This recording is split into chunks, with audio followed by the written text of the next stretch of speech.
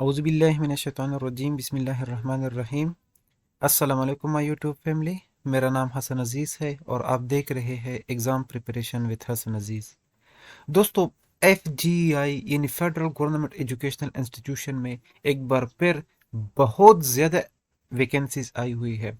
1 year के लिए ये कॉन्ट्रैक्ट पर जॉब्स है और टू टाइप्स के जॉब्स है इसमें। एक है सेकेंडरी स्कूल टीचर जो कि BPS 17 की जॉब है, और दूसरी है ट्रेंड ग्रेजुएट टीचर यानी TGT जो कि 16 स्केल की जॉब है। इसके लिए अगर आपके पास पाकिस्तान के किसी भी प्रोविंस का डोमिसाइल मौजूद है तो आप इसके लिए अप्लाई कर सकते हो। यानी सैंपल मेरा मतलब ये है कि पूरे पाकिस्तान से लोग इसके लिए अप्लाई कर सकते हैं। मेल भी कर सकते हैं और फीमेल भी कर सकते हैं। और उसकी जो एज लिमिट है वो भी हम इस वीडियो में देखते हैं, और कैसे आप लोगों ने इसमें अप्लाई करनी है वो सब चीज़ें हम इस वीडियो में आज डिस्कस करेंगे।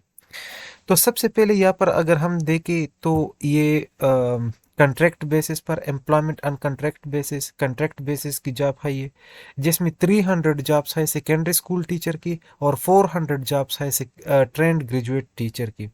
अच्छा, अब ये जो 1 ईयर की कॉन्ट्रैक्ट बेसिस पर जो 1 ईयर का जॉब है, ये एक्सटेंड भी हो सकता है 2 ईयर्स के लिए, 3 ईयर्स के लिए। जितनी उसकी रिक्वायरमेंट होगी उसके मुताबिक ये एक्सटेंड भी हो सकते हैं।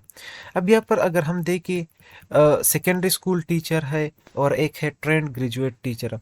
सेकेंडरी स्कूल टीचर BPS 17 की अगर हम बात करें तो मेल के लिए भी ये 150 जॉब्स है। अगर अगर हम फीमेल की बात करें तो उसके लिए भी 150 जॉब्स है। यानी सेकेंडरी स्कूल टीचर की टोटल जॉब्स की अगर हम बात करें तो वो 300 जॉब्स बनती है, जिसमें पंजाब का अपना कोटा है, सिंध का अपना कोटा है, और सिंध रूरल और अर्बन दोनों का अलग अलग है। KPK का अपना हिस्सा है, बलूचिस्तान का अपना है, फाटा का अपना है, गिलगित बिल्तिसान का अपना है, और AJK का अपना है। यानी सारे पाकिस्तान को उन्होंने कवर किया हुआ है, सारे पाकिस्तान के लोग उसके लिए अप्लाई कर सकते हैं। अब सेम ये सिर्फ मेल के लिए नहीं है, ये फीमेल के लिए भी सेम यही रेशियो है, इसी प्रोसीजर से आगे लेके चलना है। फिर उसके बाद है ट्रेंड ग्रेजुएट टीचर।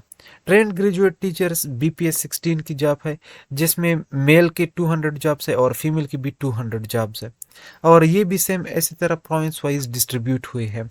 अब हम देखते हैं कि हमारे पास मिनिमम क्वालिफिकेशन क्या होनी चाहिए जो कि हमें इस जॉब्स के लिए एहल कर दे।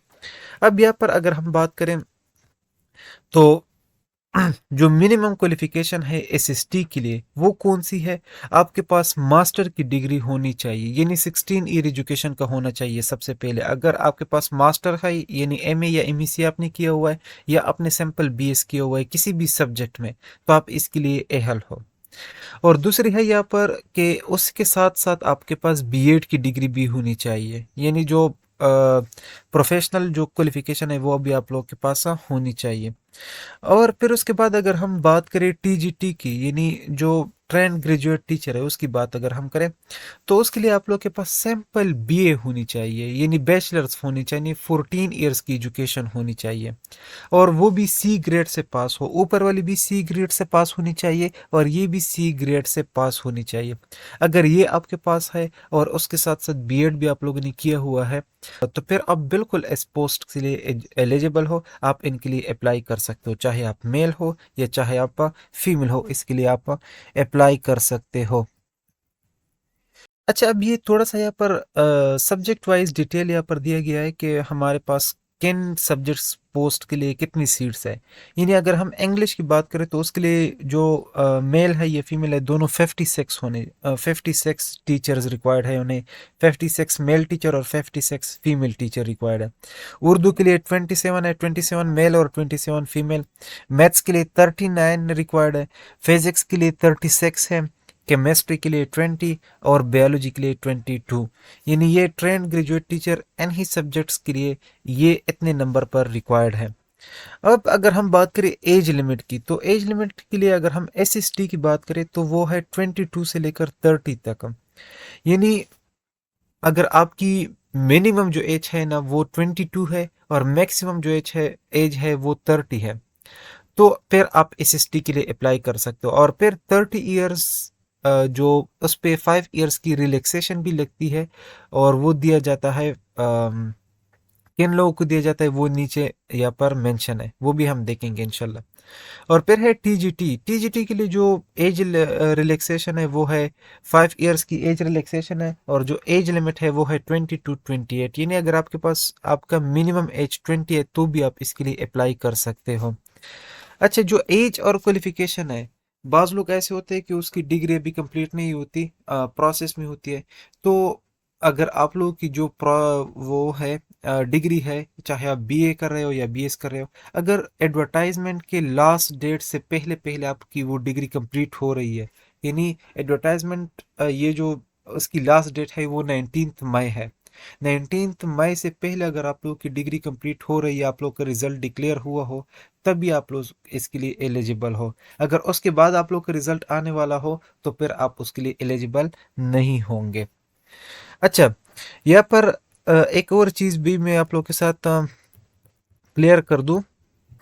3 इयर्स की एज रिलैक्सेशन दी जाती है किन लोगों को? शेड्यूल्ड कास्ट से जो बिलोंग करते हैं, बुद्धिस्ट यानी बुद्ध मत कम्युनिटी से जो बिलोंग करते हैं, और इसके साथ साथ जो ट्राइबल एरियाज है, आज़ाद कश्मीर, गिलगित बल्तिस्तान के, सिंध रूरल के और बलूचिस्तान के, उनको 3 इयर्स की एज रिलैक्सेशन मिलेगी, अपर एज रिलैक्सेशन। यानी अगर उनका एज 30 है तो 33 वाले भी उसके लिए अप्लाई कर सकते हैं।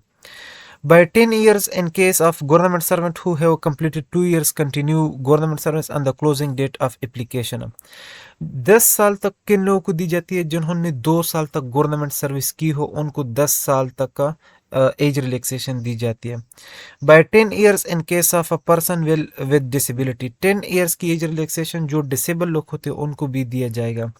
Bye 15 years in case of candidate is released और रिटायर्ड ऑफिसर, जो रिटायर्ड ऑफिसर होते हैं और ये जो रिलीज होते हैं या जो आर्म्ड फोर्सेस के जो पर्सोनेल होते हैं उनको 15 इयर्स की एज रिलैक्सेशन मिलेगी। और 5 इयर्स की age relaxation in case of widow, son daughter of a deceased civil servant who had died during service. अच्छा, अब इसके साथ साथ 5 साल तक उन लोगों को भी दिए जाते हैं जो कि वेडो हो, यानी वो बेवा हो, वो सिविल सर्वेंट जो कि दौरान सर्विस उसकी वफात हो चुकी हो, उनके बच्चे और बच्चियों को भी 5 साल तक की एज रिलैक्सेशन दी जाएगी। अब फिर उसके बाद एक बहुत बड़ा क्वेश्चन आता है कि हमारी प्लेस ऑफ पोस्टिंग क्या होगी।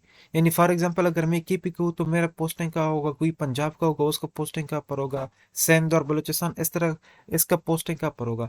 तो इसका जो फार्मूला है ना वो थोड़ा सा ये है कि जो पहले आपके साथ जो नियरेस्ट आपका जो डोमिसाइल है उसके साथ जो नियरेस्ट स्कूल होते हैं उसमें आप लोग को एडजस्ट करने की कोशिश करेंगे।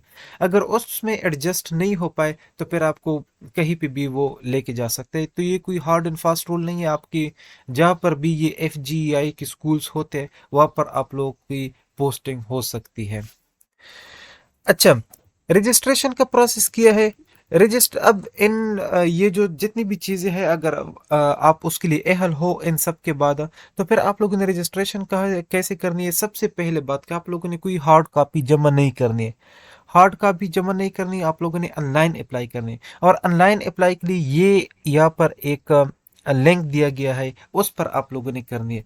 ये लिंक मैं आप लोग के साथ डिस्क्रिप्शन बॉक्स में भी शेयर कर दूंगा, वहां से भी आप लोग ये कॉपी कर सकते हो। लेकिन अगर मैं वर्बली बताऊँ तो ये कौन सा है?